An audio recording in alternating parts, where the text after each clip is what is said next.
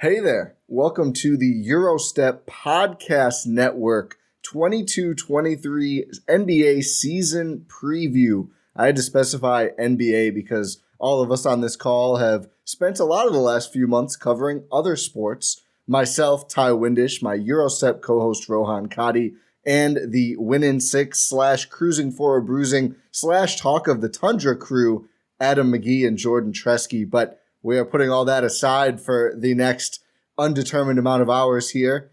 Find those podcasts at gspn.info or wherever you're listening to this. But we are going to go through every NBA team in a series of podcasts and give our predictions on their over-under lines before the season starts. West, then East, and then Bucks to build up the suspense. Adam, Jordan, Rohan, how's it going? Are you ready for this? Yes. I'm so ready. Thank you. Rohan's got the energy. There we go. I don't know what it is. It's just the order. It's who's to speak. Yeah. That's the problem. Oh, I've watched the 162 Milwaukee Brewers games. I'm very excited for the Milwaukee Bucks. I'm just excited for NBA, like the NBA to be back. Like I can't remember a season in which I've been more excited than this one. There's going to be so many teams that are going to be pretty good. We're going to get into it. There's going to be a lot of exciting teams, a lot of teams that are going to be league pass teams that are going to be exciting watches. I'm so excited. I love basketball, man. Like it's that Meta World Peace gift where it's just like at the free throw line. Like I love basketball.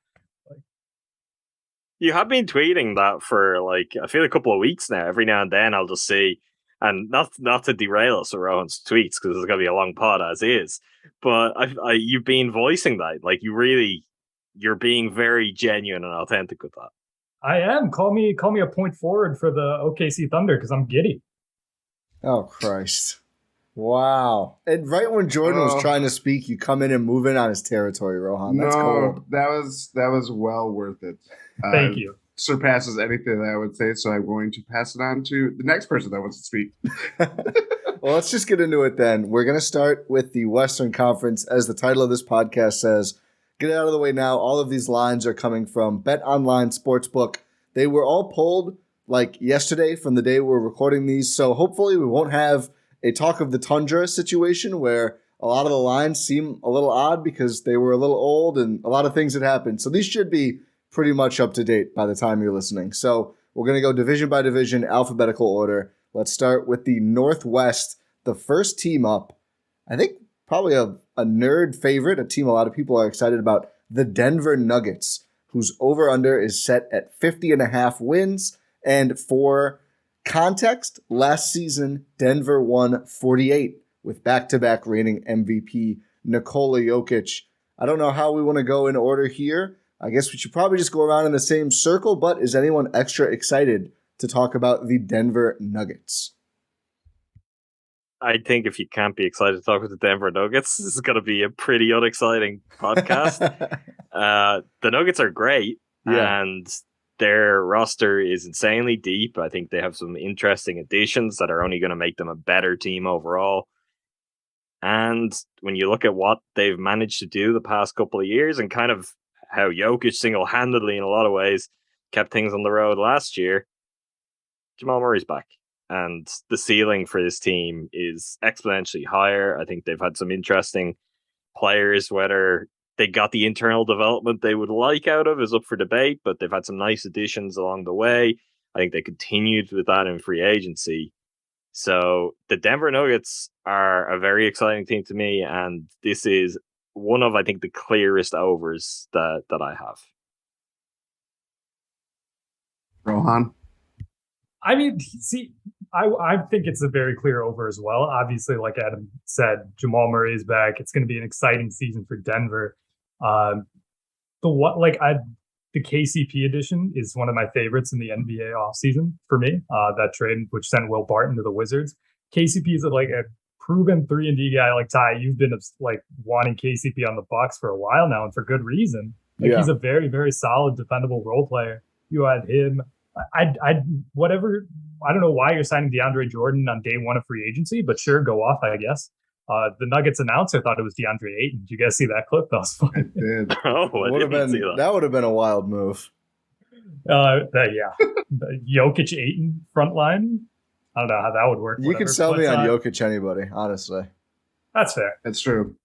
But they're gonna be a really good team. Like Jokic had this team at 48 wins, even with Jamal Murray out, Michael Porter Jr. out for most of the season.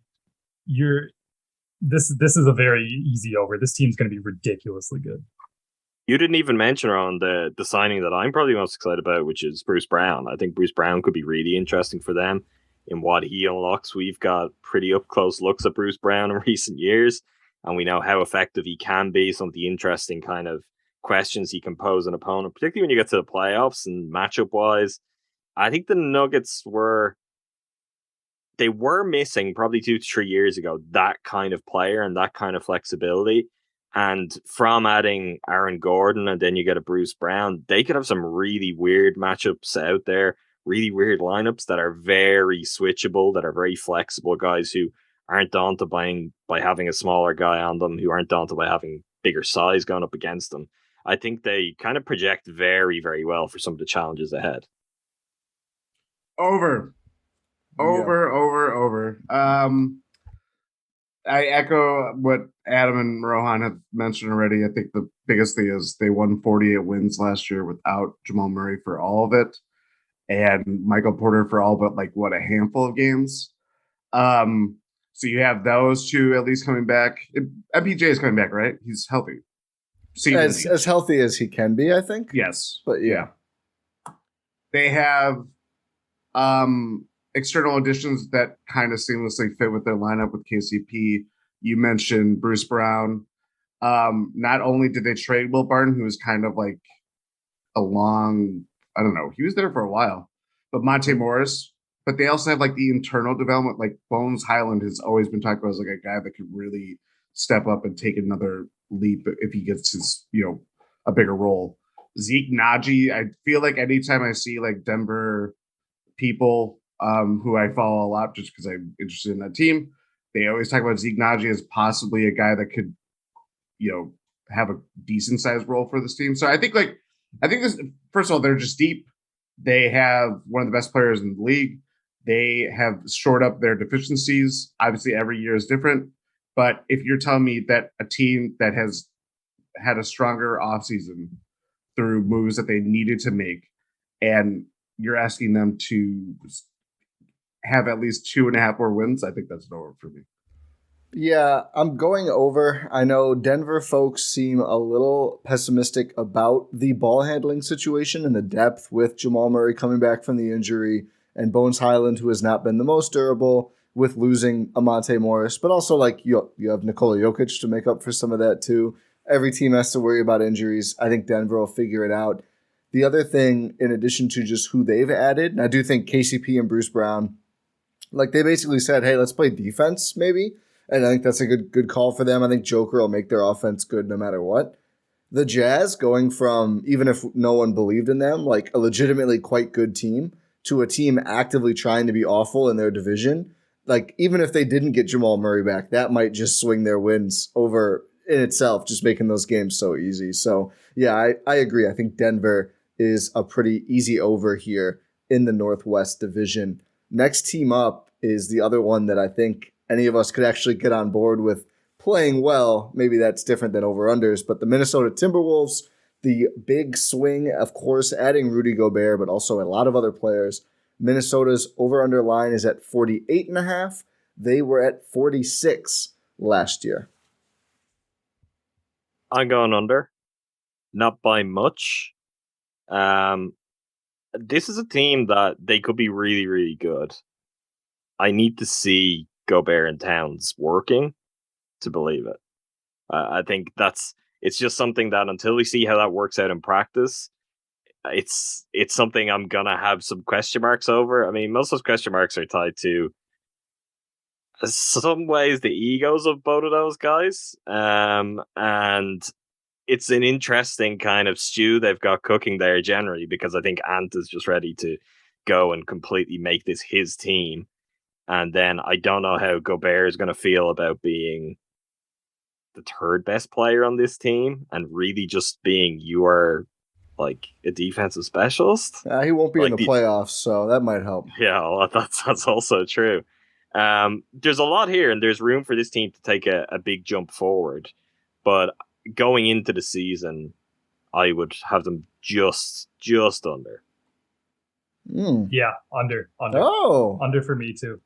wow. And it's not even because I'm skeptical about like the Towns Gobert pairing. I'm actually fairly optimistic about that. It's just how is everything going to work around them? If you like get rid of guys like Jared Vanderbilt, Malik Beasley, like obviously you have to get rid of these guys in order to get a guy like Rudy Gobert. But those ancillary pieces were really important for them. Like last season under Chris Finch in terms of their defensive scheme, given a lot of that's going to be mitigated with Rudy Gobert on the team.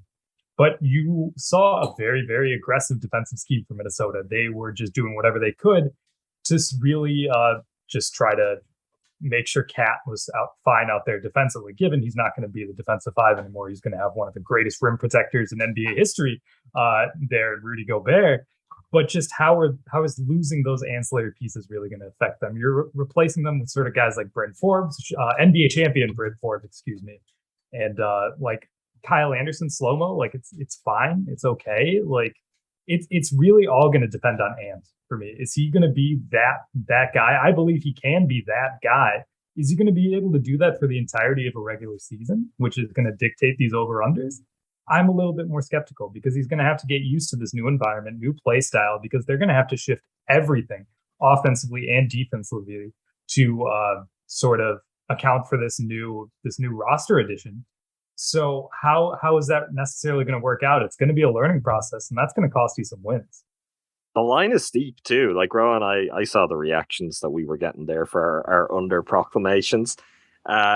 I think they'll win 47 games, which is a really good team. It's a lot of games in a really competitive conference. I think they'll be right in the thick of things. Is it a really competitive? Not compared to the other one. So. It is in terms of your core playoff seeding. It doesn't have the depth. It's not competitive down to play-in places. But in terms of, I think, your top 7 to 8, there's plenty of room for jostling.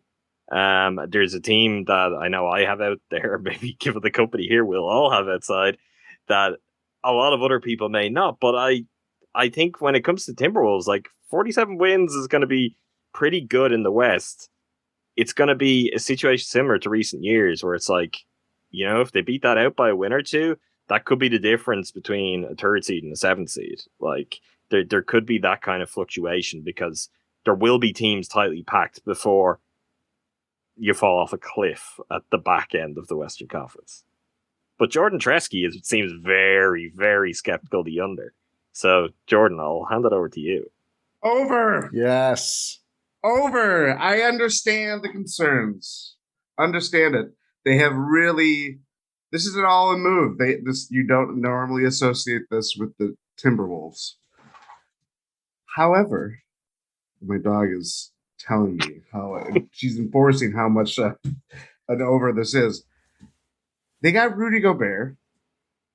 Their free agency was not like Kyle Anderson's their biggest free agent deal. Not a bad one. They still have some of like Jaden McDaniels is kind of I feel like their next, like, if they get a really good year out of him. I really like him. They put everything together. I am very bullish on the Wolves. So much. Is it out of the question to think that they might be the 1 seed in the West? Yeah, I think it is. I don't think it's out of the question, but I think it's near the end of the question. I don't know. I saw Draymond Green Superman punch Jordan Poole a week ago, and things kind of look a little awry in the West. That's a fair point. That is a fair point. I'll counter, like, if you're dropping it, who your number one is. My number one in the West is the Nuggets. That's fair. Okay, that's a fair one. Yeah. I think the Nuggets are better than the Timberwolves. The other thing, too, is that they are going to play, it's not a lot of their games, but they are guaranteed to play the Jazz and the Oklahoma City Thunder, who are among the 2 worst teams in the league this year.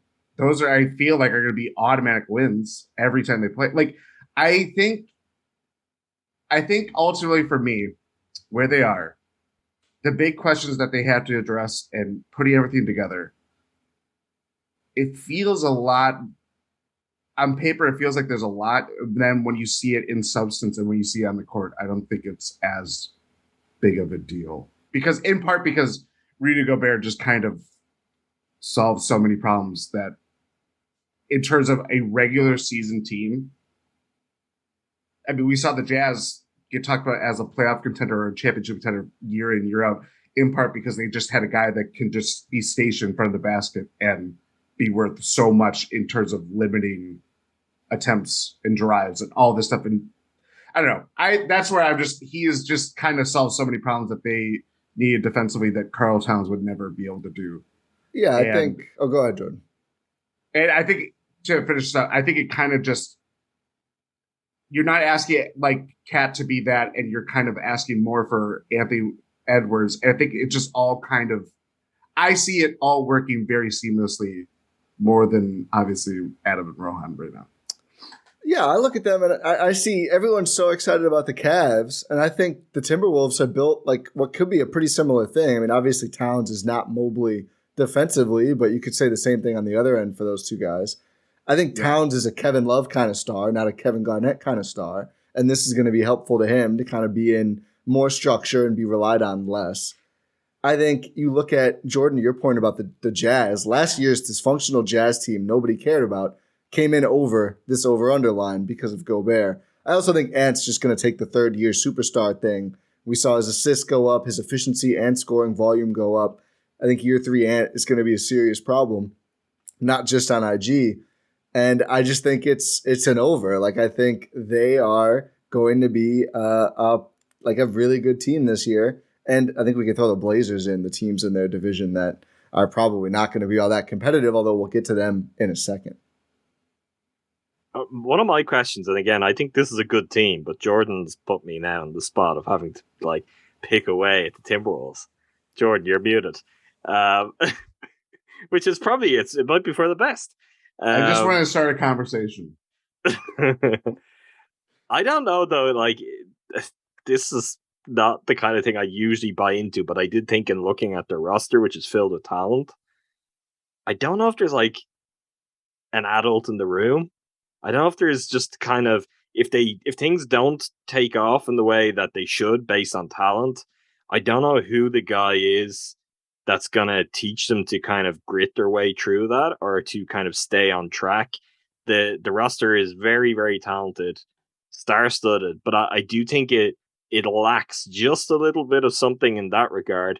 Now, if they have a pretty good regular season, you know, they should probably be a team on the lookout for a wily vet come the deadline or come kind of the buyout market, and that could help them going into the postseason.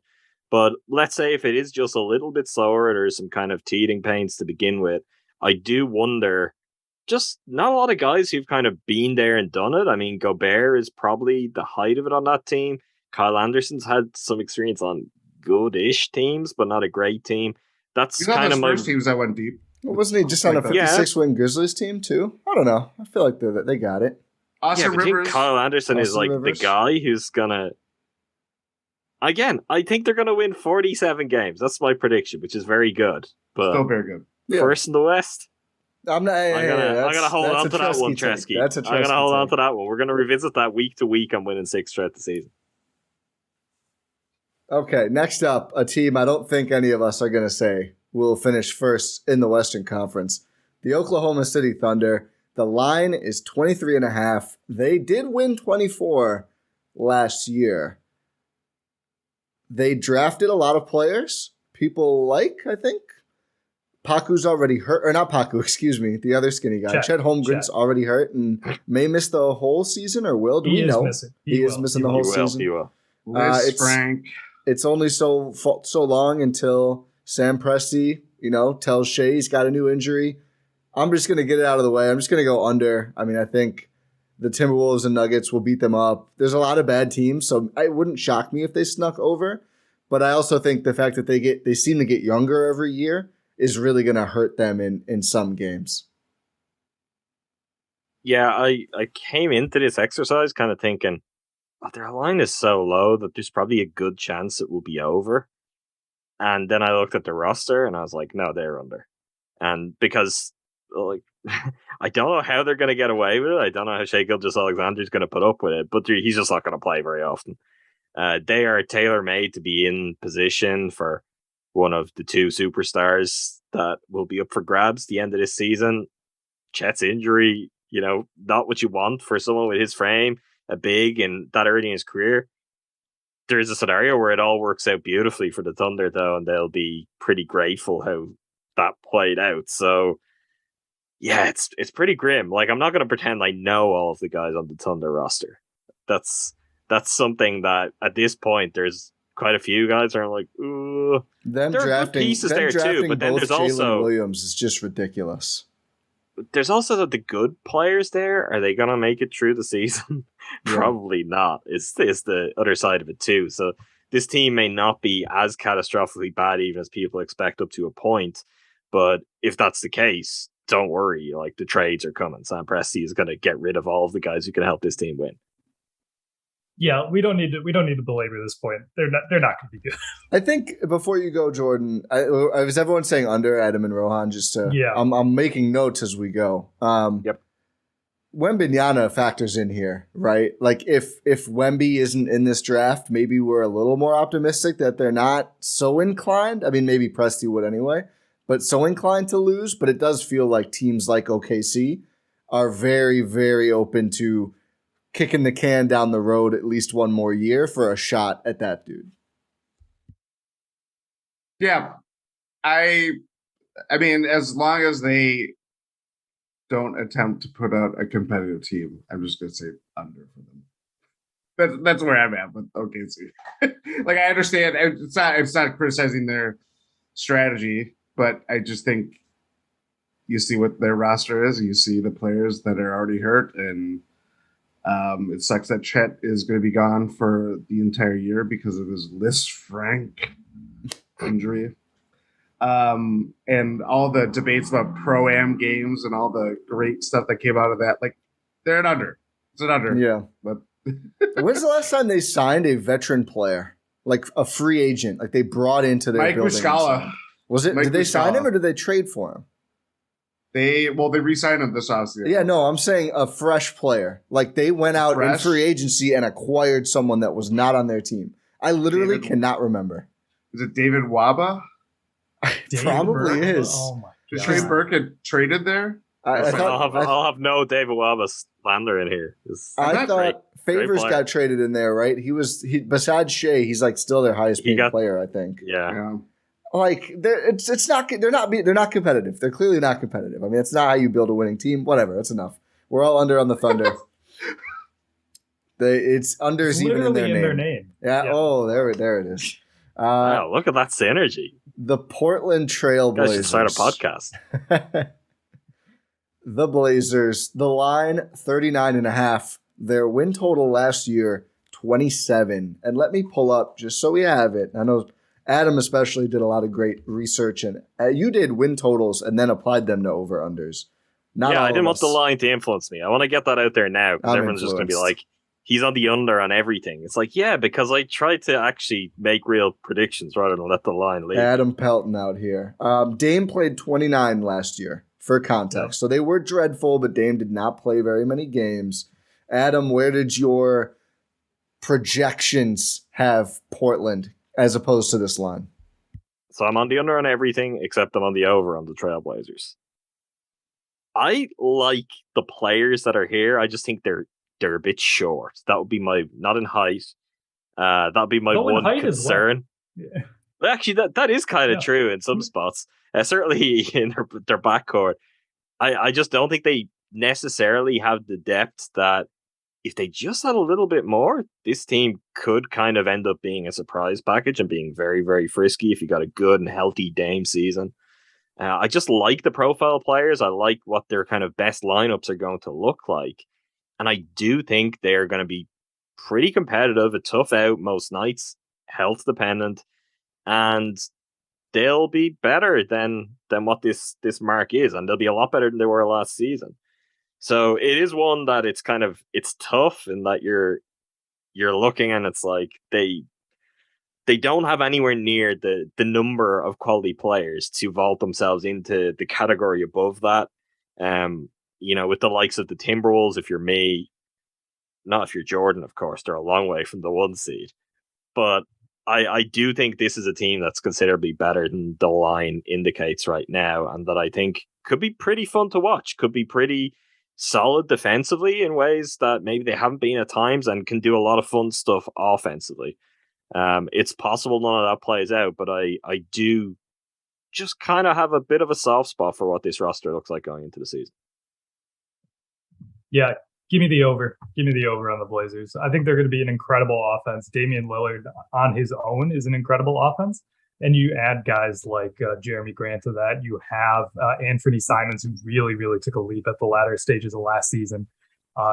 It's just, I don't know. This is primed to be a really good offense. I don't think they're going to be able to hold up defensively, which is like, they'll be a middle of the pack team, but they'll be a 40-win team, like a 40-41 win team. Like I think so. So I'm gonna hit the over. I will also hit the over. I'm probably a little bit more skittish, in part because, as Adam mentioned, I think they're kind of short a couple guys. Gary Payne too. Also, I believe has a muscle core injury that just kind of has lingered not on. Scheduled to miss very much time. Back shortly after the start of the season, I think was the latest reporting just before we recorded. Yeah, I mean, Damian Lillard is really good. Having him for a full season will obviously help. It'll be interesting to see what does Jeremy Grant look like on a competitive team, and I mean, they're going to be their number 2. I think to Rohan's point, I think is it just going to be the Blazers of old, where it's like this really great offense that carries them to 40 to 45 wins a year, and their defense is an issue because it's again just like. They have athleticism, they have length, they have stuff that they haven't had, in part because CJ McCollum's on the roster and they just kind of fortified their wing help. But there's still some questions that I would like to see answered with them. But it's definitely gonna be better than where they are, or where they were last year, obviously. So yeah, I will say tentative over for Portland. We, for the first time, have a 3v1. I'm going to take the under. I look at the Blazers. I cover up Dame's name with my hand, and I know you shouldn't do this. It's not that helpful. I look at the rest. I look at the roster without him, and I'm just like, I don't like this roster at all. I just don't think they're built to be that competitive. People love Anthony Simons. I get it. He's a promising young player.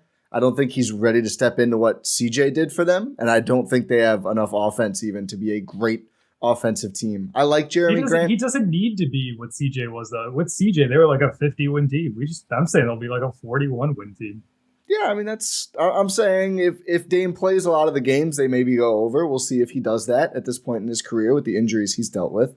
He wants to win it. He wants to win a championship in Portland. Everyone keeps asking me that. I don't know why.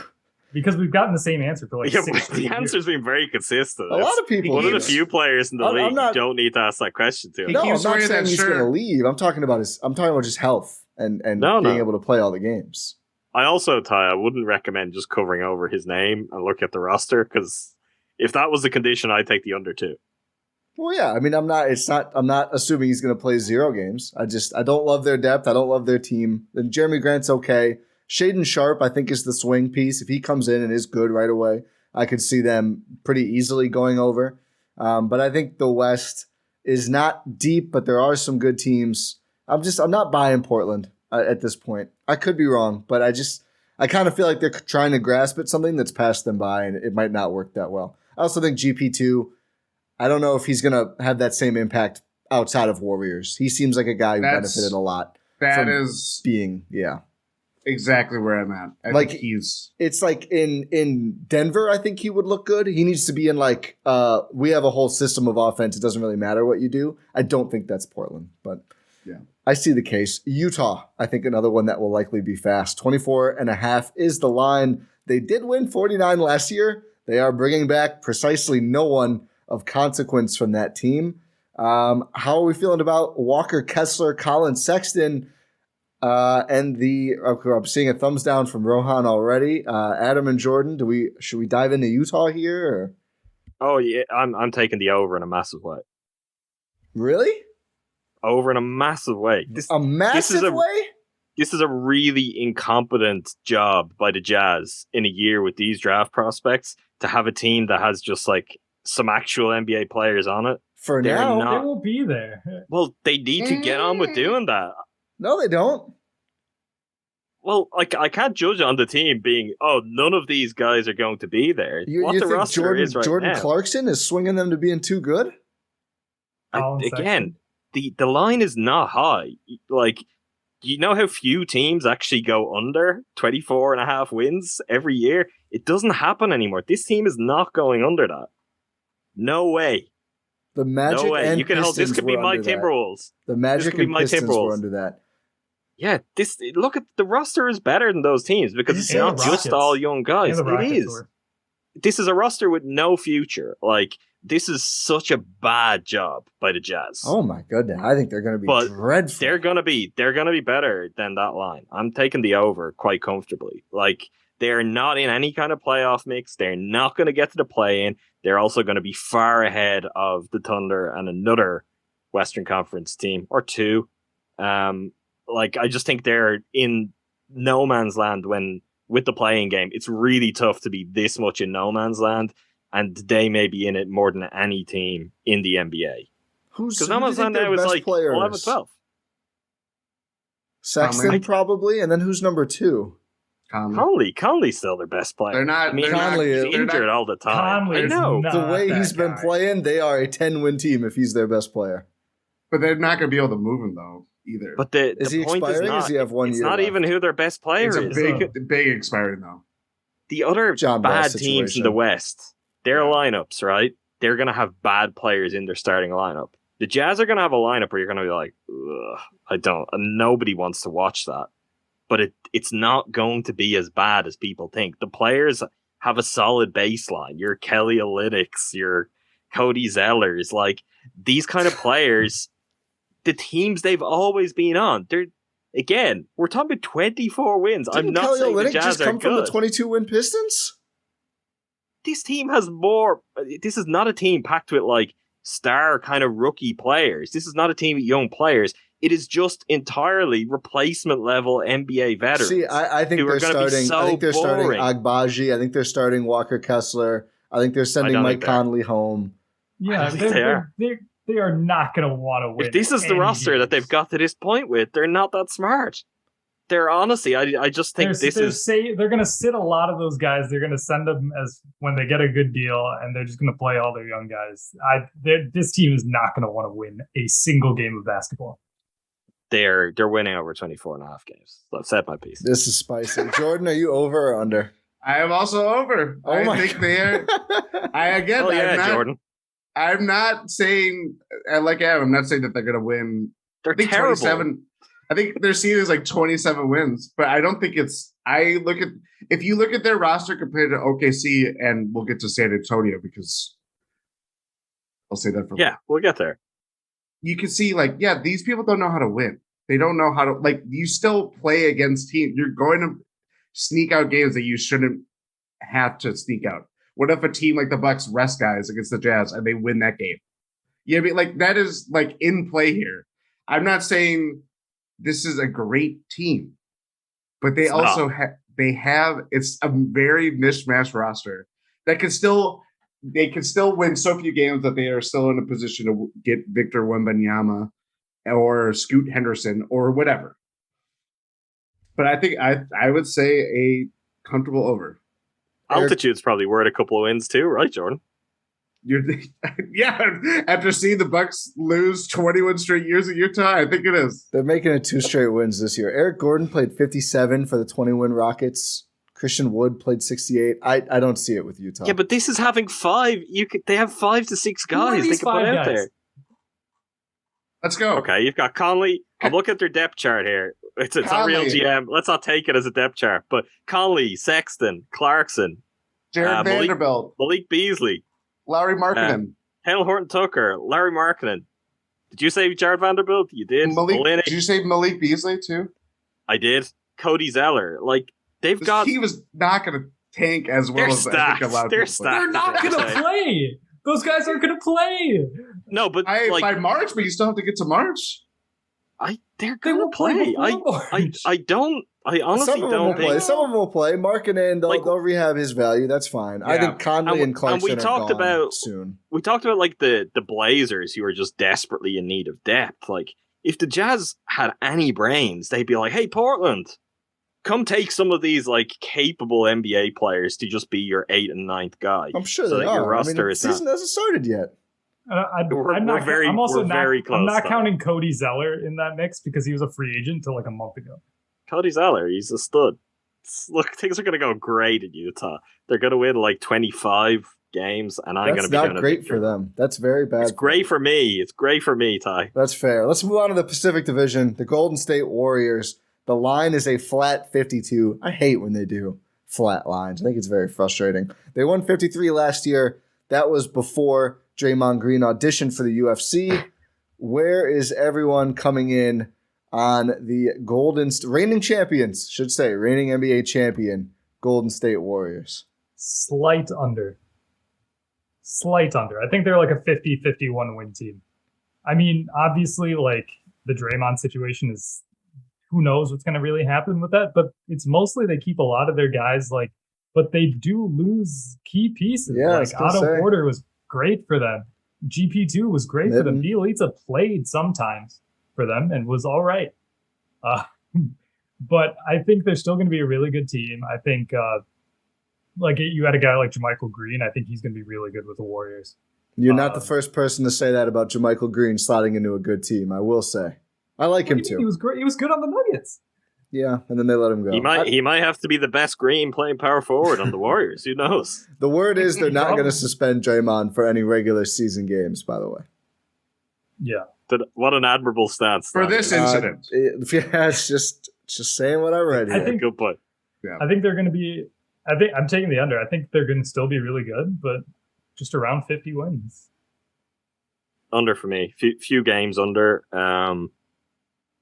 This team won. Like, we know how this works. I think there's been a lot of, I've heard people talking themselves into like the championship energizing the Warriors for the regular season. It's not how winning a championship works, particularly when you're a team whose core guys, obviously they have the nice kind of dual track thing going, but the best players in this team are still older, more experienced guys. I don't think they'll have their foot to the floor throughout the regular season.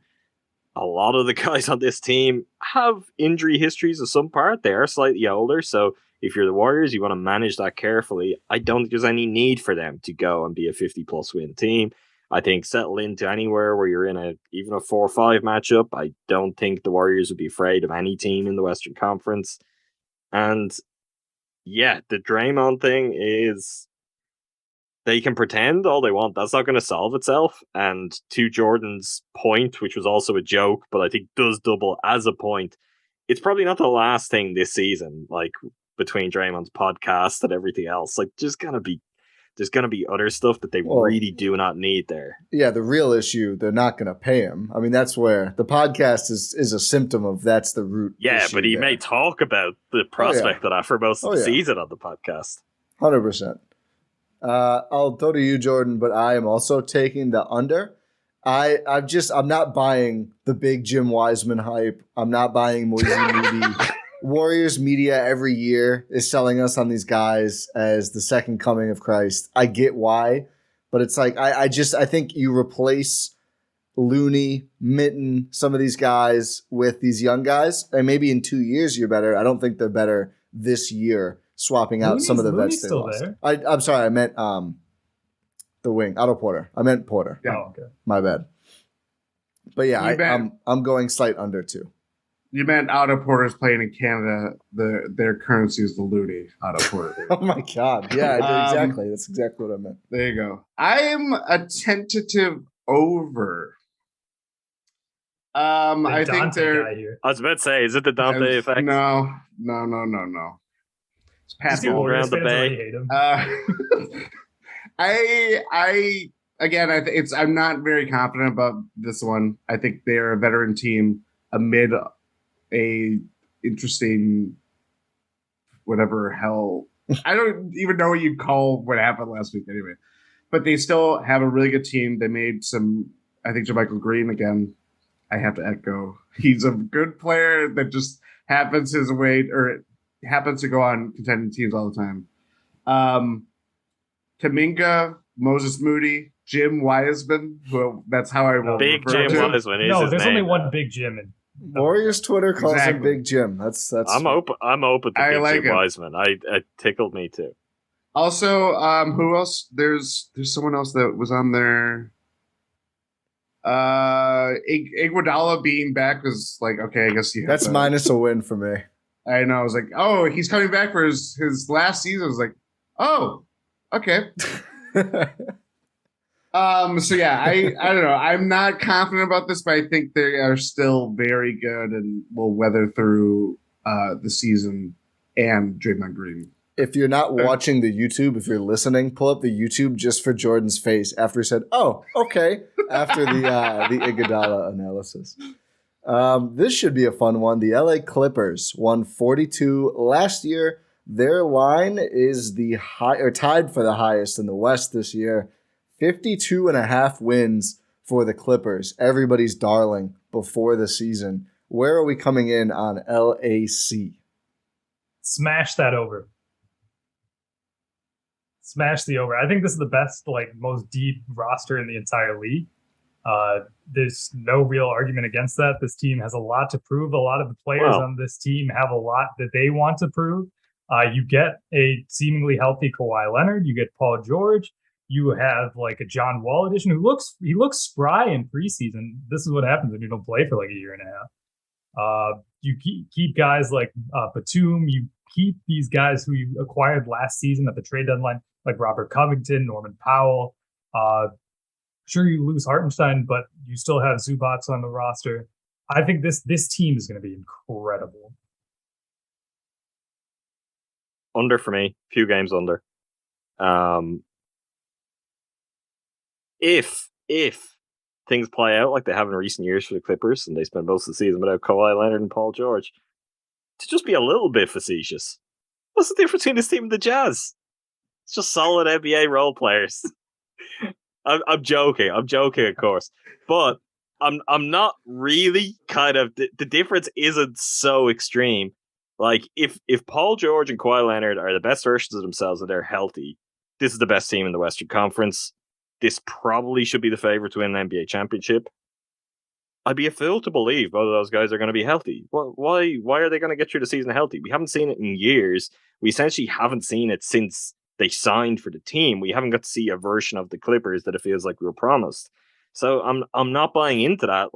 I don't doubt what this team could do in a kind of ideal simulation scenario where everyone's healthy, but that is just not what any of the two core players on this team, the two guys who will give them a chance to be that kind of juggernaut, have shown in recent years. So I just can't take the over. I think they're, again, a very good team. To me, probably high 40s and in the mix for kind of 3, 4, 5. But no, don't see it beyond that, because I don't believe those guys are going to be healthy. If they are, they could win 65 games. But that's not something that I can buy into at this point. That we're going to see 70 games of Kawhi than last season. Well, they're going to start with a better place, but does it last 10 games? Kawhi Leonard played 0 games for the Clippers last Sure. season. Paul George played 31 games for the Clippers, just 2 more than Damian Lillard played. This team still won 42 games. Yeah, but the whole dynamic of the team shifts because their plan this year is to be the Kawhi Leonard, Paul George team that is going to go and compete for a championship. That's very different to last season when, for a lot of it, they're just game planning without that. They're a different version themselves. And honestly, they're the type of Clippers team that the Clippers have got used to having to be because those guys are always injured.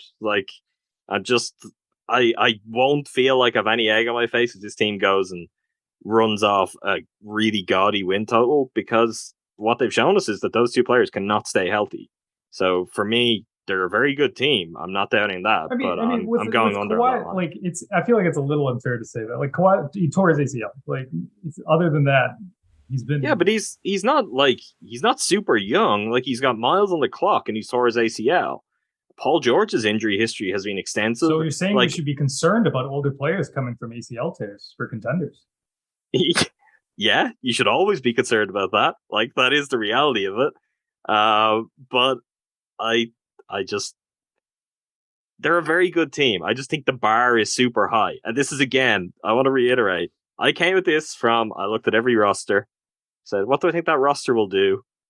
Made sure my numbers added up to the magic number of 12-30. That's the total wins in any NBA season. And then I looked at the over-unders. Because if you just play over-under, I think it's easy to go over on the Clippers and over on this team and over on that team. And it just won't work out. I believe in the Nuggets because I believe in their health more. I believe in their depth. Jokic, there is no reason for us to doubt that Jokic is going to be out for a very long time. It could happen, but there isn't a track record of it. We haven't seen the Clippers be what the Clippers were supposed to be. So until they can do that, I'm going to be pretty cautious on them. And that still makes them a really good team with a kind of one of the higher seeds in the Western Conference. But I mean, we I'm could have said not the ready same to thing go about the Nuggets, 50s. though. Like, right? We could have said, "Oh, what about Jamal?" No, Murray? because The Nuggets, because the Nuggets you won can't 50 rely on last Jokic. year. Yeah. And the Clippers won 42. Yeah, well, they got to add 12. So- the Nuggets have to add 3. And you're dealing with Jokic, who has never missed. Has he missed any time in his career? Rookie season, I think he might have had an I think injury the only at some time he's point. missed is when he got suspended. Yeah, that's true. Yeah, we didn't bake that in enough to right? factor in their number. That probably will happen at some point this year.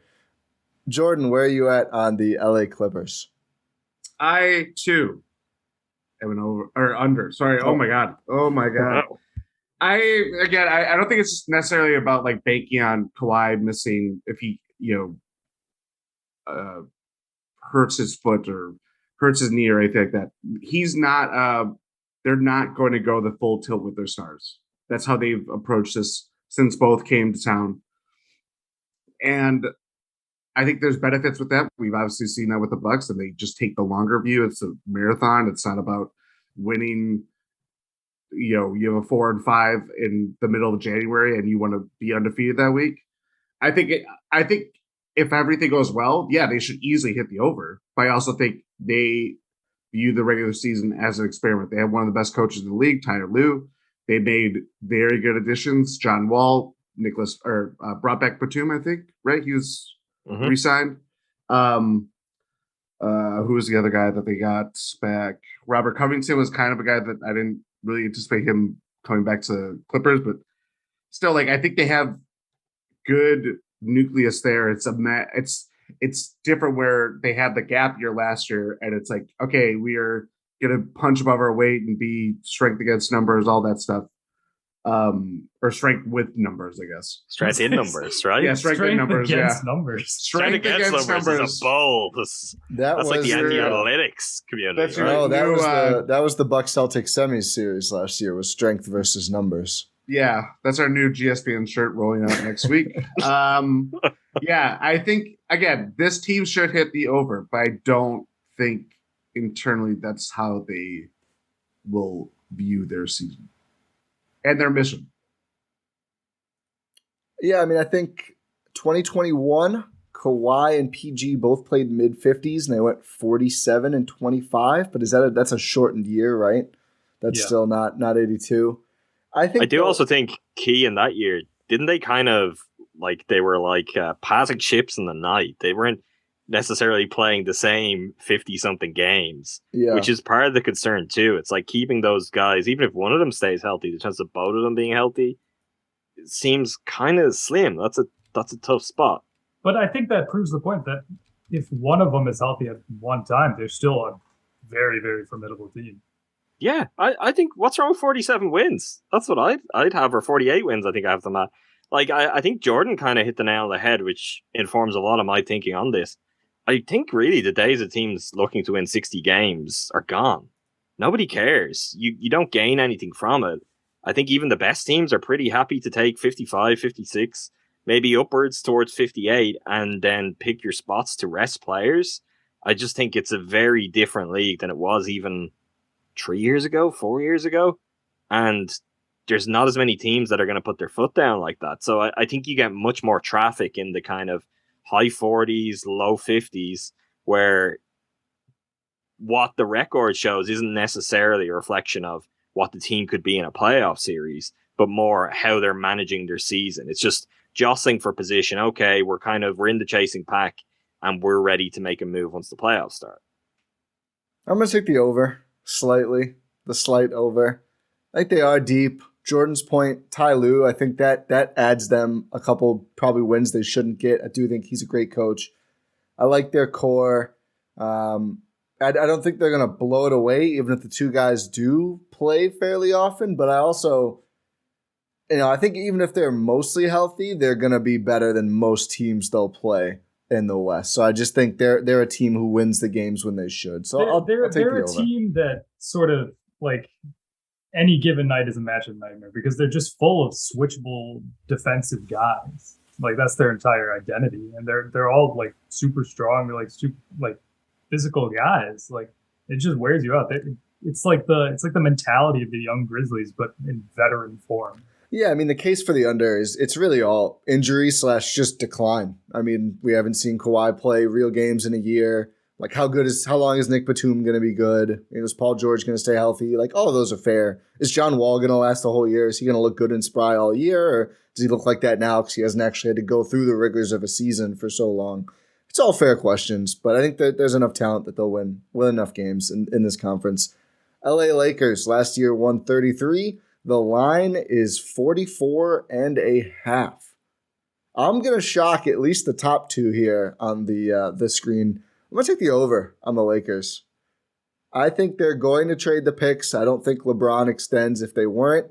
I think they'll get enough good players. I still think there's the ingredients there for them to be really good. They just have such a bad mix. But I think you swap out Russ for a couple of role players that actually kind of fit, and they could actually be a good team. Also, I like Darvin Ham there. I think, I think Vogel had just kind of lost the whole locker room, and the Russ trade kind of did him in.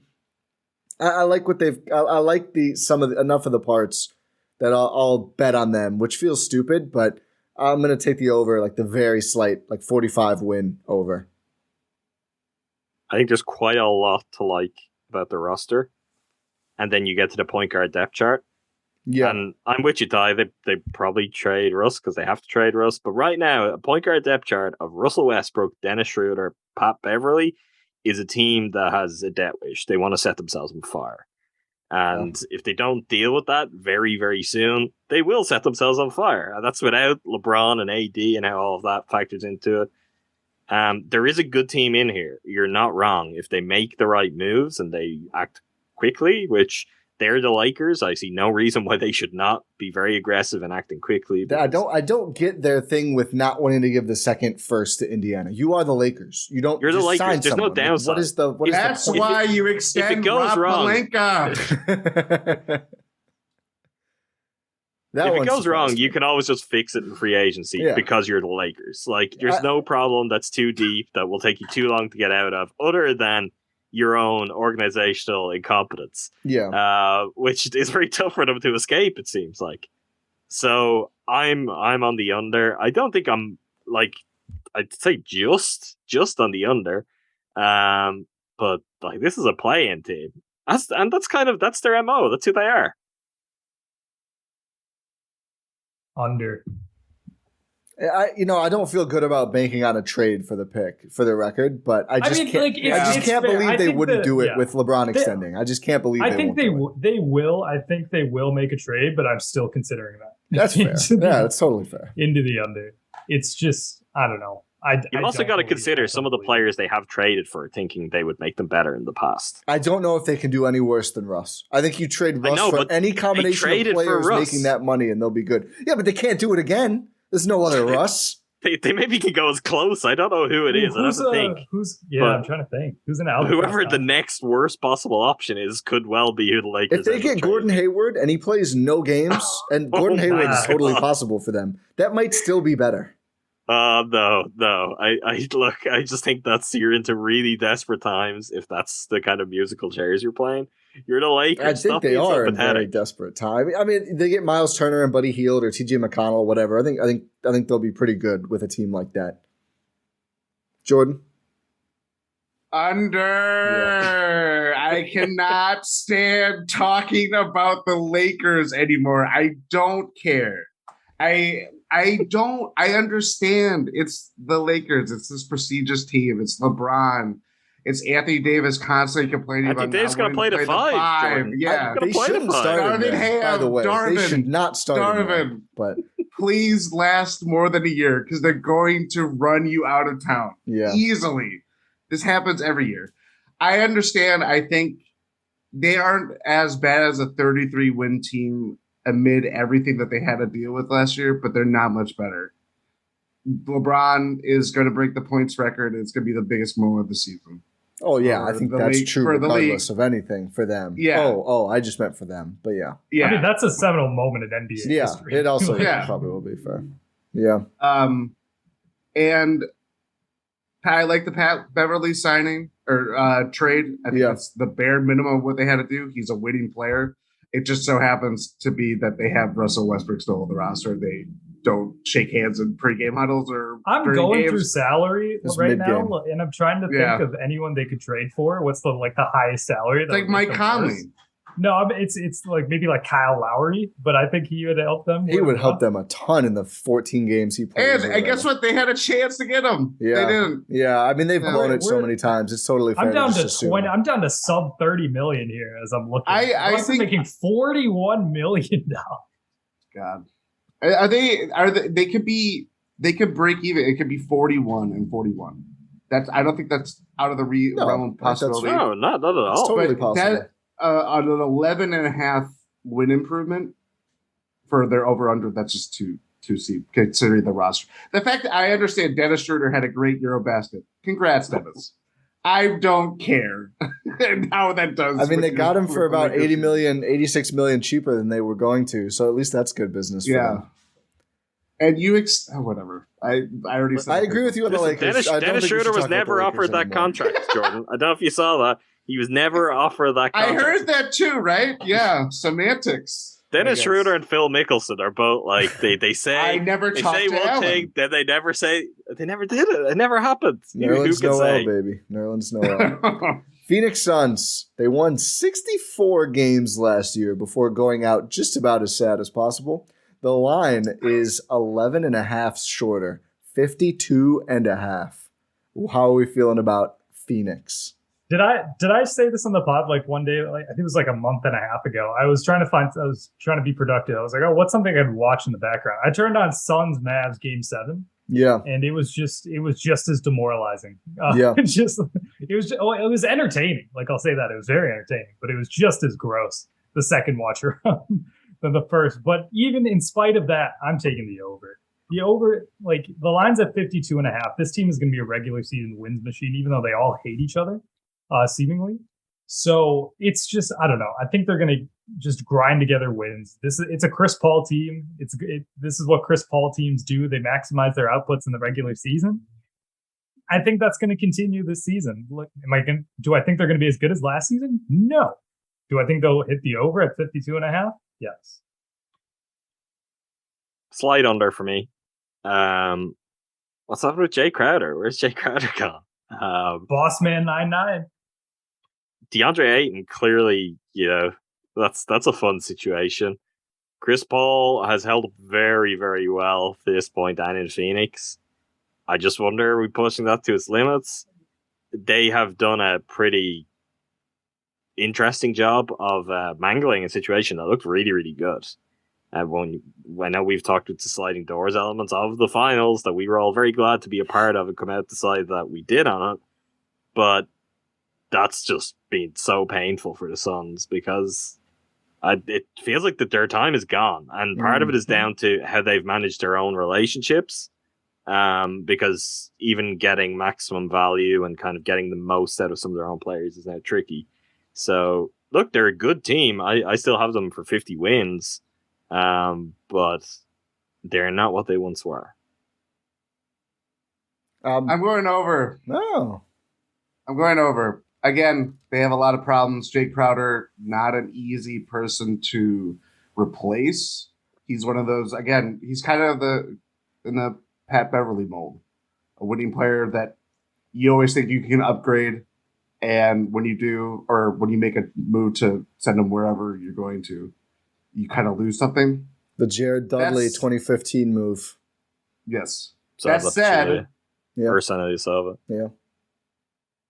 They have a rock solid 1 through 7.5, I would say. Wow. Oh, I don't know about that Right. one. I need to hear more on that. I don't know. I think they that- have a rock solid 1 through like 4.5.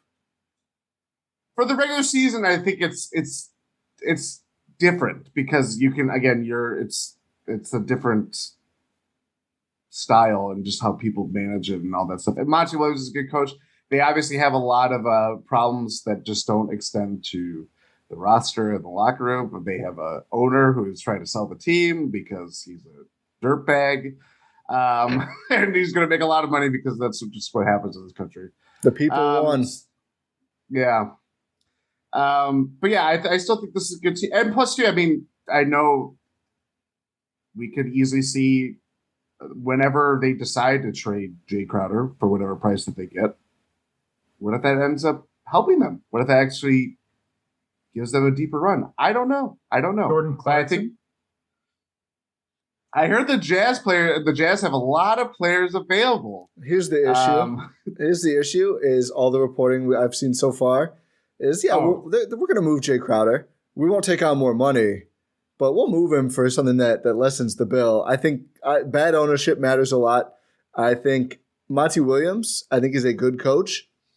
Bungling these relationships with Crowder and Ayton is going to cost them, both short and long term, and already has, assuming Crowder is gone. And we'll see if Ayton makes it through the season, quite honestly. He becomes trade eligible, I think, in January. I'm smashing the under. I just think they're done. I think it's like the nose falling off the Sphinx. I think it happens. You can't put it back on. The nose is in the sand now, and they don't have the manpower to put it back up there. I don't like their depth. How big is his nose? It's a pretty big nose. It's a big nose. Well, it's been built. You can't. The building is done. It's too late now. Cut the nose to spite the face. That's what the phrase is, right? Yeah, that's what Monty Williams did, I think. But yeah, I think they hate each other. I think they're getting older. I don't like their depth. I don't think Campaign is that good. Dario Saric was really bad in Eurobasket, and they kind of need him to play a pretty significant role, I think. To be fair, that was his first basketball in like a year and a half. That makes it all the more troubling that they're going to need him this year. Even less that he was that was during the finals. So that was July of 2021. I'm not saying Cam Johnson though. Yeah, Cam Johnson is good. I like Mikal Bridges. He didn't really seem to take the leap they hoped for from him, which, he's already a good player, but I think they were hoping for a little bit more. I don't know. You just go through the roster. It just feels like a lot of kind of random guys they're going to need a lot from. I'm out on the Suns. I don't think they're happy. We've seen Chris Paul blow up like 4 teams now, and somehow it never follows him like it does a guy like James Harden. I just feel like, when's the last time Chris Paul left a team on good terms or a team that was doing well? I don't know. I'm out on the Suns. What? A New Orleans team? Maybe we'll just wait till we get to Harden to talk Harden. I'm not saying it's undeserved with Harden. I'm just saying I don't hear these things about Chris Paul. Clippers blew up. Rockets blew up. I guess the Thunder was fine. He just wanted to go somewhere else. But yeah, I don't know. Under. His exit isn't usually as noisy. Yeah, it might be as damaging to the franchise, but it's not as noisy. Quiet dick punch and he's gone. It's montages of him doing that on YouTube. Not a big Chris Paul fan. Sacramento Kings, last team in the Pacific. They won 30 last year. The line is 34. I'm going to go out on a limb. I hated the Tyrese Halliburton trade for them. Totally hated it. But Sabonis is good. Keegan Murray looks good. I really like their roster. I really like the Herter trade. I'm going to go over. I'm not even sure if they're good, but I do think they'll sniff around the play-in for at least part of the season. I think they're going to be closer to 40 than 30, which I guess is obvious by taking the over in any circumstance, but it's not that bold of a take, I don't think. I know they are the Kings, but I'm taking the over for Sacramento. That latter point is what I know. This was probably the most difficult one for me because I want to believe in the Kings. Like I want to believe in the Fox Sabonis 2-man game. I want to believe in what Keegan Murray is going to do. Davion Mitchell has the potential to be just a stud. But it's the Kings, man. They always mess it up. Like I like Mike Brown. Mike Brown's going to be perfect there. I said over, but I'm very, very cautious about it because I know the Kings are going to Kings things up. And I know that's not like a hard-hitting analysis, but it's just like trends that I've noticed in the Vivek era. I'm going over. I like the roster. I think they could be a few games over. There are, other teams in the West who are going to be considerably off the pace that the Kings will be able to set. I think there's room for some more there, and it's the kind of things that you could have if you weren't the Kings and you made better decisions along the way. But I do think kind of towards the top end of their talent, they've got something pretty good, pretty interesting that will be fun to watch, could be very effective. And hey, they're at least, maybe they're getting smarter. They were smart enough to move on very quickly from Dante DiVincenzo. Just quickly before you go, Jordan, the top of their roster in some order: De'Aaron Fox, Domantas Sabonis, Harrison Barnes, Kevin Huerter, Rashawn Holmes, Keegan Murray. They got Delly. That's a big deal. Alex Len, who's serviceable. What? Davion Mitchell. Yeah, Delly's there. This team's stacked. Yeah. Neemias Queta. Sorry if I pronounced that wrong. Not super familiar with him, but anyway, Trey Lyles. Jordan, go ahead. What's your take on the Kings over under a flat 34?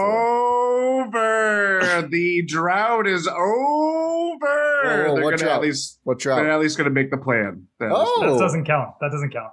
It counts for the Oh, that Kings. is Don't take right. this from them. Don't take this from them. No, It I'm counts taking for the it from Kings. them. It They is should hang a banner gotta if make they the make real the playoffs. No, playoffs. they absolutely should not. They should. Have some respect. They should not. They No. have not had any respect, Rohan. I want to see a Colts AFC finalist like banner hang from Golden One Center when they make the postseason playoffs. participant, not playoffs, but postseason participant. They deserve that. I don't think it's out of the realm of possibility they may have the biggest win jump Yeah. this season. Again, the other thing too, it's not just about making bold proclamations that I just did. 34 wins, even after 30 wins, not that it's an easier jump to make when you're not scratching for more. Like it's how we were talking about like the Clippers going from 42 to 53 to get that over is a lot different than the Kings from going from 30 to 35 or whatever the case may be. So definitely hitting the over. I think this team is,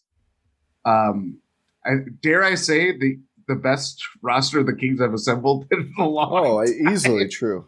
Easily true. Probably since the last time they made the playoffs. It's almost the turn of the century. That was my joke. Yeah. Anyway, no, I like their move. I think they have a path towards respectability, and that is the most you could ask for, considering the last 16 years. I will go under on every Kings over-under for the rest of time if they somehow win like 28 without disastrous injury with this group. Because like that top 7, I think it's really, really strong. I mean, it's not obviously star-studded, but there's some good top-end talent there. They should beat mid-teams. Okay, we're all over on the Kings. What is that? Like only the second time or the third time we've all agreed so far. Thunder and Nuggets were the other two. Last division, the Southwest. Starting with the Dallas Mavericks, old friend Jason Kidd's squad. The line is 48.5. They won 52 last year before losing a billion-dollar man to the New York Knicks. How do we feel about Luka and the rest of the Mavericks? I think that's the perfect way to phrase it, because that is what this team is Luka and the rest of the Mavericks. I'm taking the under. They're not as good as they should be. I don't know what happened to all those advantages that the Mavs are supposed to have that they never managed to actually cash in and get good players on their roster. It's pretty criminal that this is the team they have surrounding Luka. And speaking from a place of having been fans of a team in this situation where you're like, yeah, we want to be kind of a certain amount of good to make sure that we don't have any worries here for the very long term. I think it's interesting what they're doing, because this roster is not all that inspiring. Like, they need Christian Wood to be the absolute best version of Christian Wood we've seen at times. Which the 6th man. Yeah, I think I could be talked into the over. Just with Luka and Luka is the reason, but everything else is the problem. I know, I agree. Including, I'm still saying the coach. I know everyone outside of this, like, kind of present company and our larger comrades within the fan base probably feels otherwise. It seems like everyone's moved on. They're like, coaching, that's something that the Mavs have going for them. Like, let's see the second year first. Let's see how all those they- guys feel after year 2. They're not familiar with the George Karl cycle. They're not familiar with the Steve Clifford cycle or the Jason Kidd cycle. These things happen in cycles. I was going to say, you could talk me into them over. They win 50 because they have the best offense in the league with Tim Hardaway Jr. as the second handler. That's fine. He was fine doing that before he got hurt. And then just the Wood-Luka pick and roll. You can't guard it. It's going to be great. Just ignore the fact that they have like 10 other centers on this team for some reason. I don't know why. They just keep doing that. Whatever, sure. They say Maxi Kleber's a 3. Why not? JB Bickerstaff can do it. You can do it too, Jason Kidd. But here's the but and why I am officially under. Kidd's already doing the kid stuff with springing it on Christian Wood through the media that he's going to be the 6th man. And Christian Wood, I don't think a player you should probably play these games with, especially given how important he has to be to their team. If he's not their second best player, I think they're not going over. THJ should be like your 4th best player, not your second best player.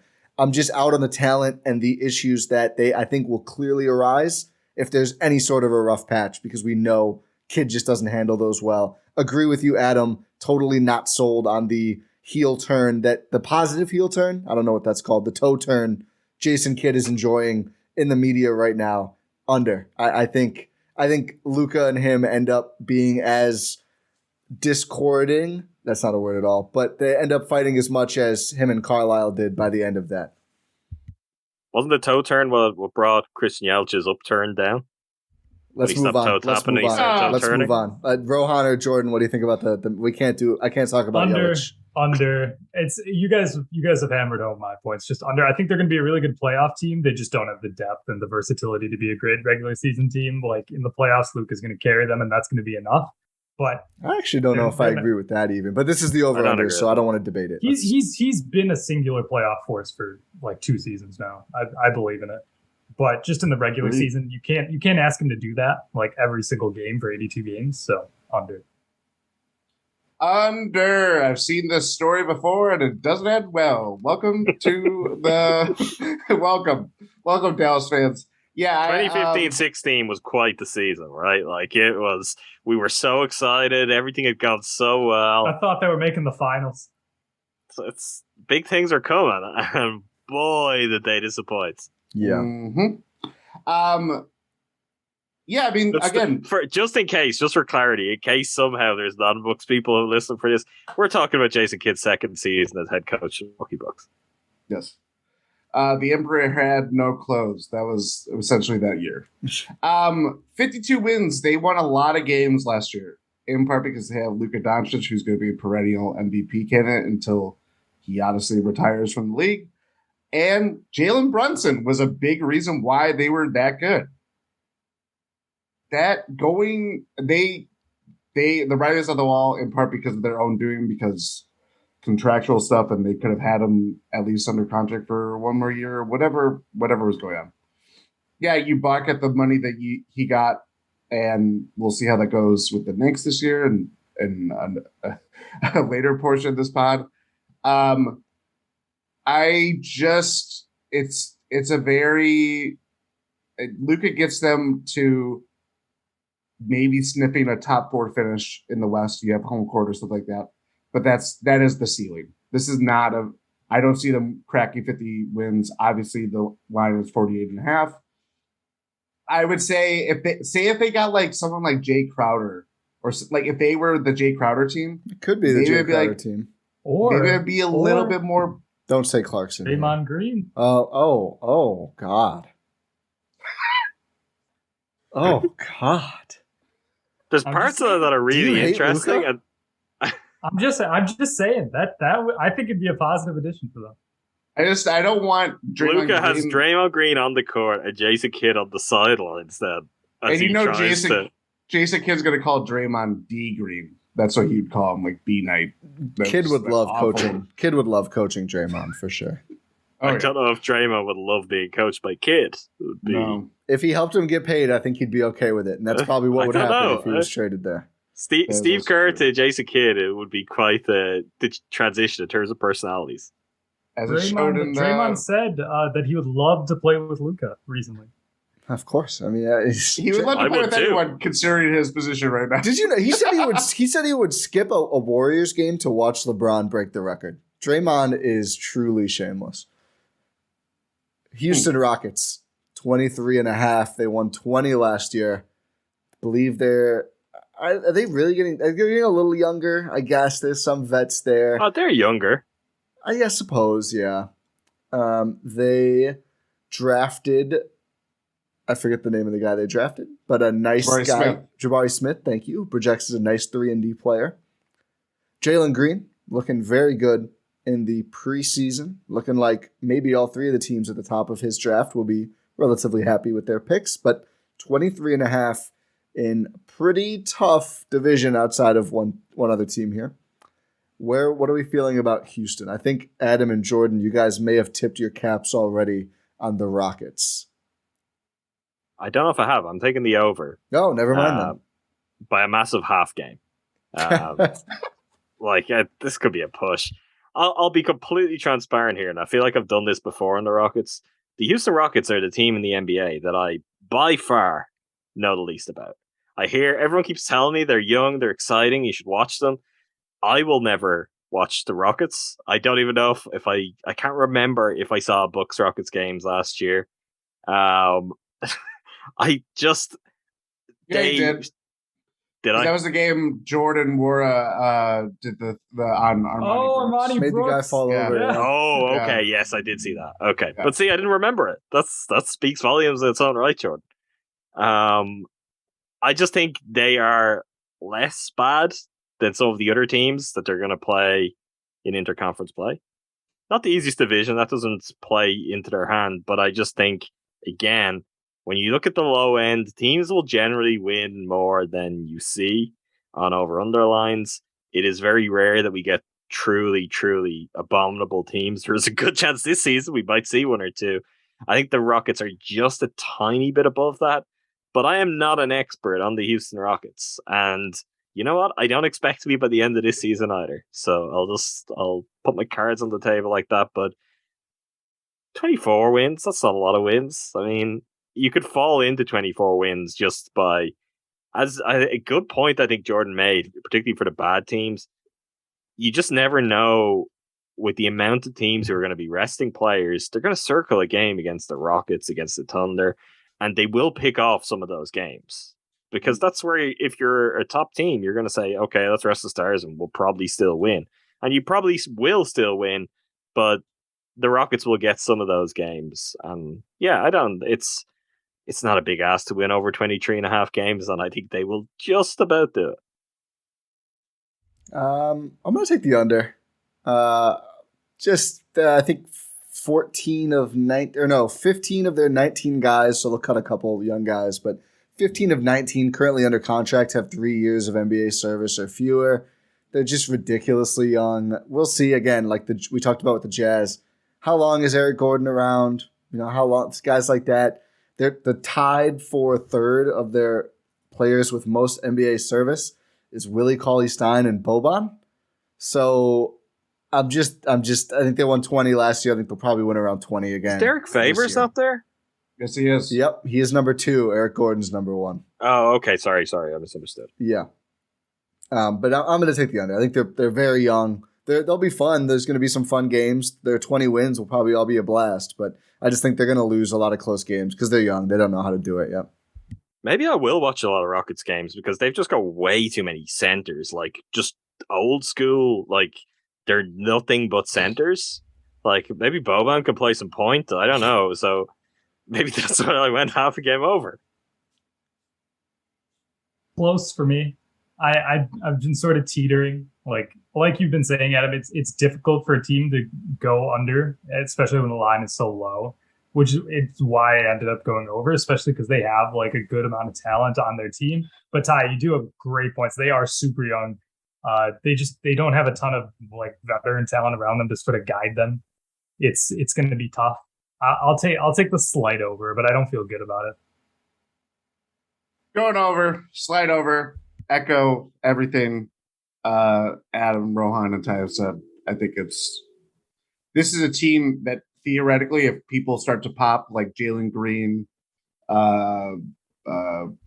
Tari Eason, Kevin Porter Jr. Yeah. Which I he like could Jason pop in a negative way for their team as well. But regardless. Sure.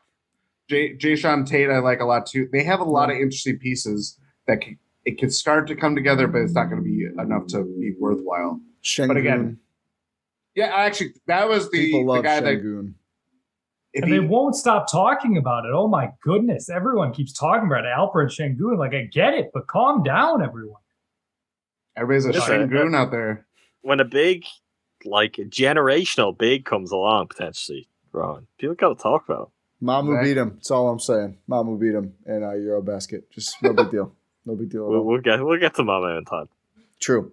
I also, as I mentioned earlier, I think for the Thunder or something, I'm factoring in the Wemby effect, and I just assume that they'll try to be even worse than they might otherwise be, because whoever ends up with the guy, I mean, your whole franchise changes for like probably a decade plus. So the Memphis Grizzlies, kind of an interesting one. A young ascending Memphis team that won 56 games last year in a division with two teams that are pretty, if not actively tanking, very close to it. The line drops a lot, 49.5 for Memphis after they won 56 the year before. Always some injury concerns in Memphis, but is this disrespectful, or do we think this is a pretty fair line? I think it's disrespectful. I think they'll drop and win. I agree with that, but I also think the line is disrespectful. 6.5 lower than what they did last year. I mean, is Jaren Jackson Jr. out for a while? I heard in a low post that supposedly he's going to be back a lot earlier. There's optimism on him making a speedier recovery than a later recovery, would be the way I put it. You're muted, Jordan. Yeah. His recovery time was 4 to 6 months, and that was June 30th per Basketball Reference. So and I think how it was put is it is actually a rare case where the recovery is looking closer to the low end of the broad timeline than the high end. I mean, I'm taking the over. I just really like their mix of talent across the roster. I think it's a really well constructed roster. They seem to have taken some interesting draft flyers again, where they may just continue in the tradition of what they've done in recent years. And there's just a steady conveyor belt of, okay, here's the next player who can be a solid role player for us, and the next player.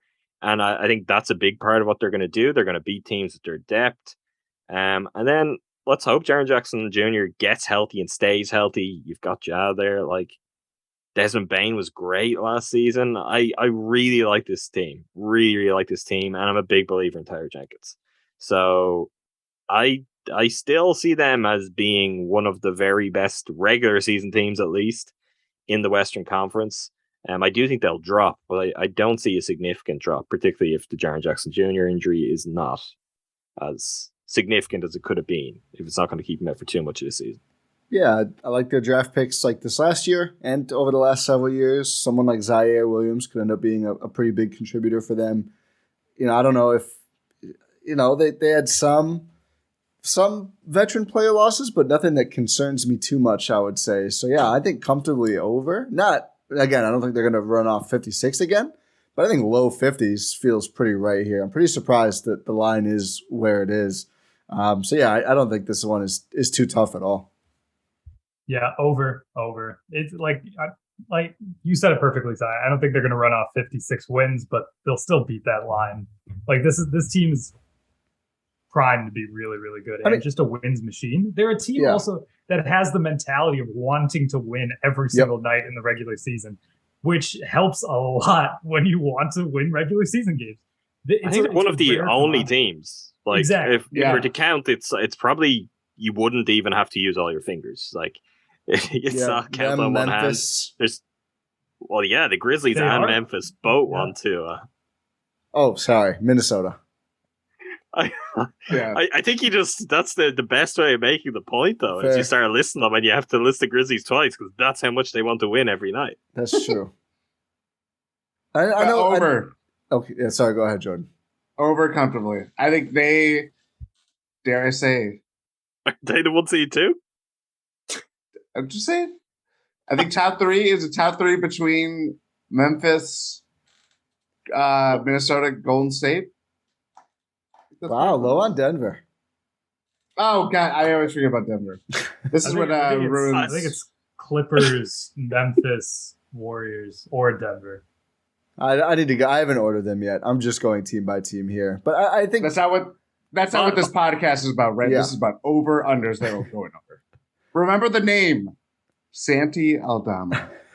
John Conchar, baby. They just have a lot of players. Conchar. And I know they played unseasonably well without him, but it's not like they were perfectly healthy last year. They lost Ja for a lot of games and just kept winning. Like, yeah, Bud Disciples, they grind out wins, man. So yeah, give me the over here. This is everyone's excited about the over on this nationally. I'm excited to see where we fall on them. The New Orleans Pelicans won 36 games last year. Their line is a flat 45. Zion looks jacked. CJ McCollum is there. Brandon Ingram, big score points guy. Dyson Daniels, steal numbers in preseason are just insane. It's like 5 per 36 or something crazy like that. Where do we come in on the New Orleans Pelicans? I'm high on this team. I'm very high on this team. I think they're going to do really well, especially when you factor in that they didn't get Larry Nance Jr. in their rotation until the latter part of the season last season. No Zion at all last season. Brandon Ingram is really, really taking a step every single year in his time in the league. He's become like a really, really good scorer. CJ McCollum, even though he was thrust into a new point guard role, which he didn't have to play a lot in Portland, he's sort of thrived in that, and he became that sort of adult in the room in New Orleans that they really, really needed in the locker room and on the court in general. And I don't know. I think this team's going to be really good because they have that foundational base. They have a lot of good scorers who are surrounding one of the most dominant players in the league in Zion Williamson. Wouldn't go that far with Zion. Yeah, I'll get to that one in a second because again, we need to actually see something. Like, how about get out there, stay healthy, and play? It's great. He looks exciting coming into a season. You've got to last. I mean, last time we saw him, he was like almost an all NBA type player. Oh, there's no doubting what he can be, but again, you've got to go and be that. Like, it's one thing to have all of the skill and the physical attributes he has, and then if you're just permanently injured, well, it doesn't matter. You're not going to have much of a career. Like, Greg Oden was great. Like, I mean, you've got to go be healthy to do that. I do think the thing for the Pelicans is they have done a phenomenal job of building a roster kind of irrespective of Zion Williamson, which is a wild thing to say. And that is the key here. It's that I think they could be a very solid to good team without him. Like, if injury strikes, I think they'll be fine. They're obviously not going to have like kind of top end expectations or be a team that's going to go and make a lot of noise, but I think they'd be a very good team night to night. And then if he is healthy and he is that kind of player that you're talking about, Rohan, then they really could take off in a big and surprising way. I was already high in this team. I was already set for the over before Ti went full Hulk in describing Brandon Ingram as big score points guy. I love that. I mean, so it is what he do. It's a really fun roster. Like, even particularly beyond looking at what CJ McCollum could bring and Brandon Ingram, it is the likes of like Herb Jones and Jose Alvarado. Like, no, I didn't say Herb Jones when I was saying the players. NBA Twitter's never going to let me live this one down. You're future MVP. You were a big Herb Jones guy last season for quite a while. Yeah, and I just got tired of hearing about him, to be quite honest with you. Good player. It's not that important. Sorry, Herb Jones.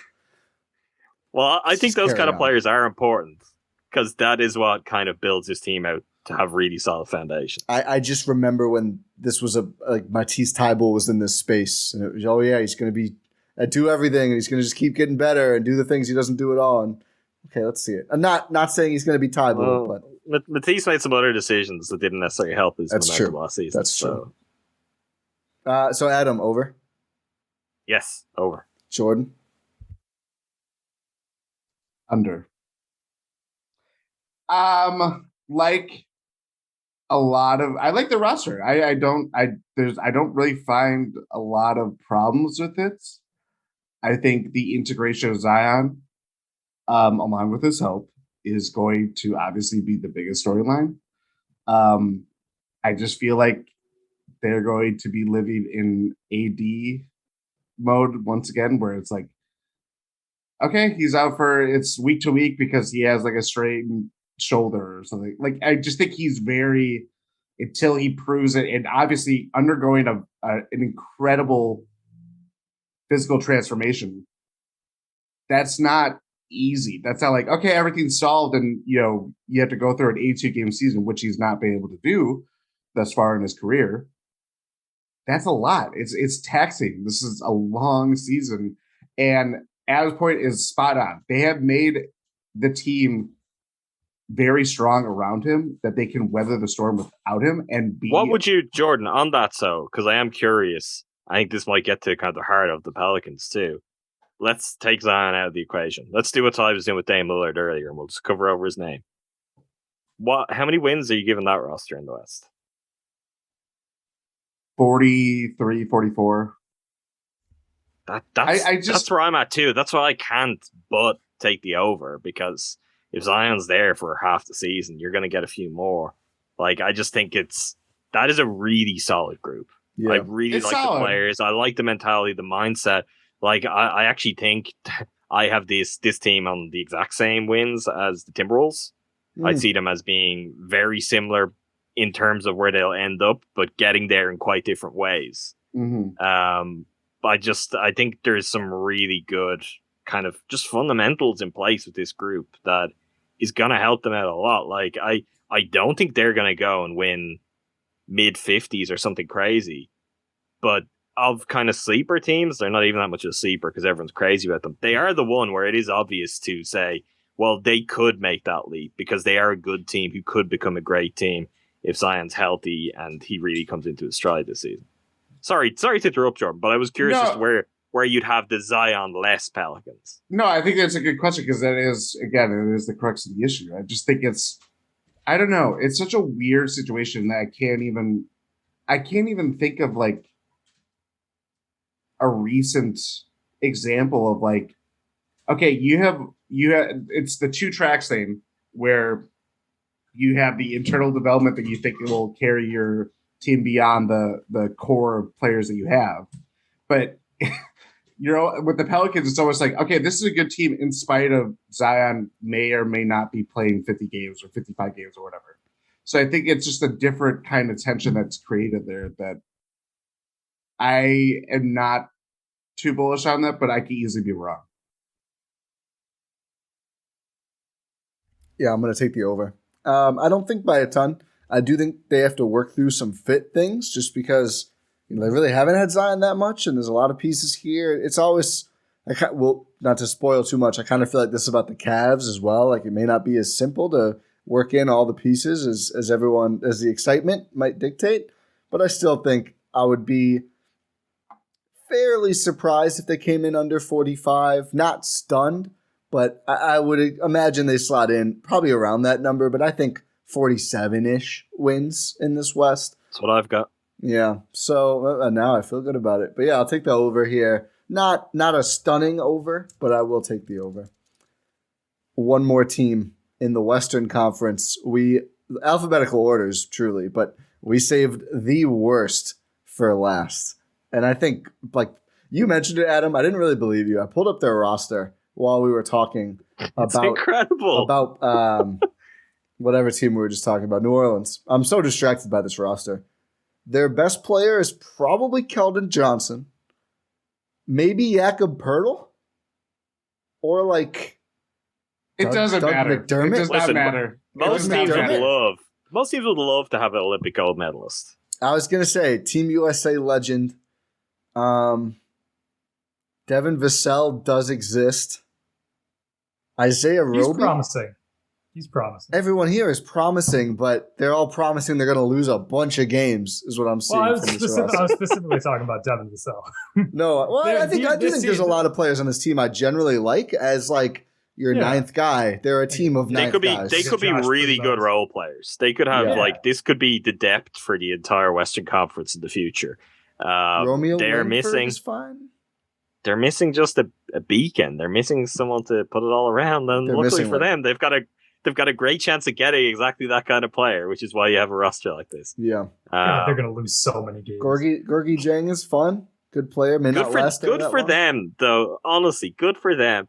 I do like the Spurs. I know people have somewhat grown tired of the Spurs stuff. I think people have probably come back around on it because they haven't had to listen to it more recently.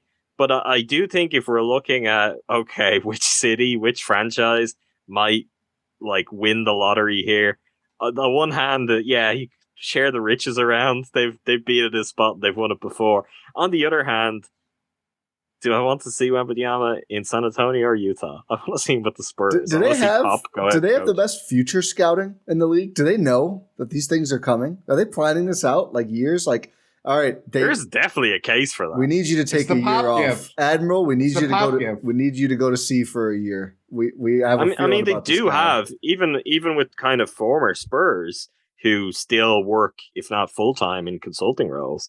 Like, they have probably the deepest roots for international scouting of any franchise in the NBA.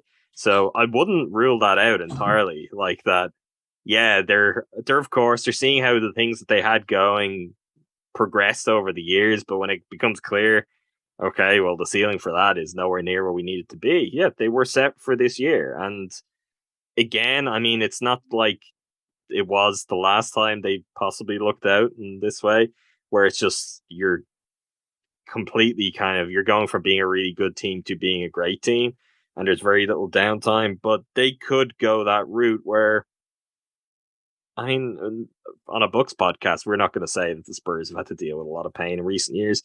Sure, it's been a few down years, but this team is atrocious. Like, it is honestly, it's so impressive. I'm on the under. I've spent most of this episode, and I'll do the same with the East, being like, these bad teams, it's still hard for them to hit the under.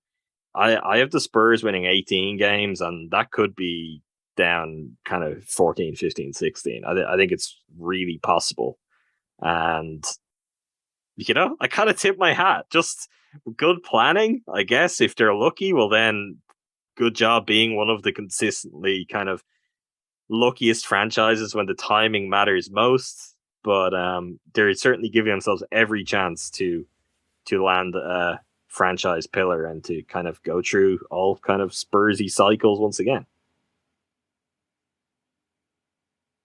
Jordan, Rohan? Under. This team sucks. This might be the worst team I can remember at the start of a year. It's been a while. It's really been a while. Sixers. Yeah. And the thing, we're discounting, like, people could make the argument. I'm not saying any of us will. Like, oh, Greg Popovich, he's gonna like try to squeeze wins. He might do the exact opposite.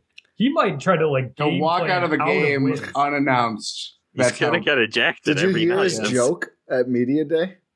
Yeah, don't bet on us to win the title. Yeah, he sat down and said, he looked around both ways and said, I don't know if I should say this, but you should not go to Las Vegas and bet on this team to win the championship. Yeah. Good tone setter. Yeah, right? I know. That's to the victor goes the spoils. If I was Adam Silver or NBA commissioner, I would fine a team that loses to the Spurs $1 million. This team is so bad. I'm not even like Adam's talking about 16 wins. No way. It's gonna be a parade when they get double digits. Give us a number, Jordan. I want us to be able to track the Spurs win to win all season long to see if they close in on your number. I think this is 13. What's the lowest NBA history? Is it like 12? 9 and 73. Oh, was it 9? Oh, did Charlotte? Right? Was that a short year when they won 8? I thought they won 8 one of those years. It was a lockout year. It was like 7 and 59. Okay, which I guess is, but that's sub 10 is really hard. This team is awful. I remember percentage is .106. Sixers 9 and 73 in 1973 is the worst regular season record. I remember really wanting them to go 6 and 76. The worst process year to be the process. So worst process year is 10 and 72. Are you going, Jordan? Are you saying this is worse than the worst process year? Did they have MCW all year? 2016. Because he did get the That was the year he landed with the Bucks. That was his first year, with the first full year. Oh, That's right. Right. 2014-15. Deadline 2015 was when he was traded to the Bucks. No, Like- the Charlotte team was actually worse than the Philadelphia team, by the way. But it's that, a was, lockout percentage? season. that was Kemba's I know, first but year, wasn't it? They had a worse winning percentage. Yes, it was. Oh, was it worse? Was it? Yeah. Okay. It was With 10.6 rookie Kemba versus- Walker. Yeah. Sorry, Andrew. Oh my god! You know what? It would. And the thing too, they're gonna be so bad, and they're not guaranteed to get Wembanyama. No, Is it Wembanyama? I've said his name Wembanyama.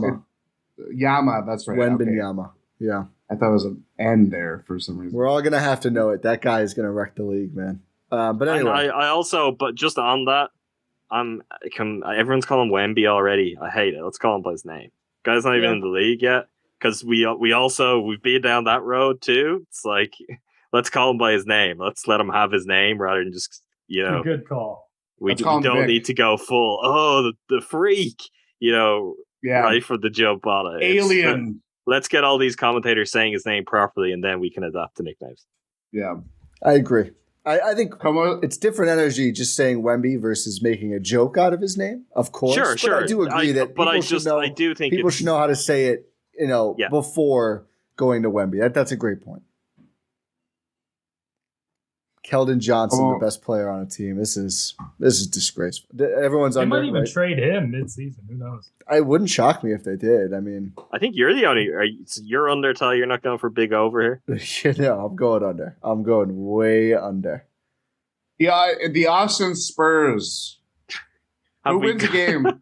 The Austin Spurs or the San Antonio Spurs? I mean, it's the way some of these NBA guys are making their G League comebacks. We could see a pretty balanced matchup there, I think. No, it would be that. I mean, they still have. Do we have Dougie any McBuckets, let's takers? Do we have any takers on lower than Jordan's 13 wins? not. No, they're probably like 15. Jordan, you've developed into like a hot take guy. Yeah. You've come out with some real scorchers in this pod. I'm starting and I'm to shocked. prepare these takes, and it's incubating. Watch out. I'll be on, I don't know, whatever hot take. Our Takeoff podcast. We'll call it Takeoff, right? Yeah, it's Amigos podcast. Sure. Yeah. Okay, any last thoughts on the Western Conference? Very quickly, as we've hit about an hour 45 doing over-unders for That's good. the other That's conference. good. That is It's not bad That's for good. us. Yeah. 10 minutes a team, basically. Yeah. I don't think we shortchanged anybody too much. Even the Spurs got talked about. Mhm. I think we mostly made fun of them. But That's I think what the else team do we they spent deserve? The team that it did not surprise me that the team that we spent the longest on was the Utah Jazz. it's classic GSPN right there. But Yeah. we're done here. We have gone through every single Western Conference team. Let us know if you disagree with us with any of these, because obviously you will. We disagree with each other. It's going to happen. Let us know. Thank you for listening to this episode of the Gyro Step Podcast Network. Very excited to be coming at you guys with the new season. Going to be great content on this feed. And make sure you check out all of our feeds at gspn.info. Make sure you're subscribed wherever you're listening to this podcast, whether it's on YouTube, whether it's your podcast platform of choice. Pod Random, and we will talk to you next time.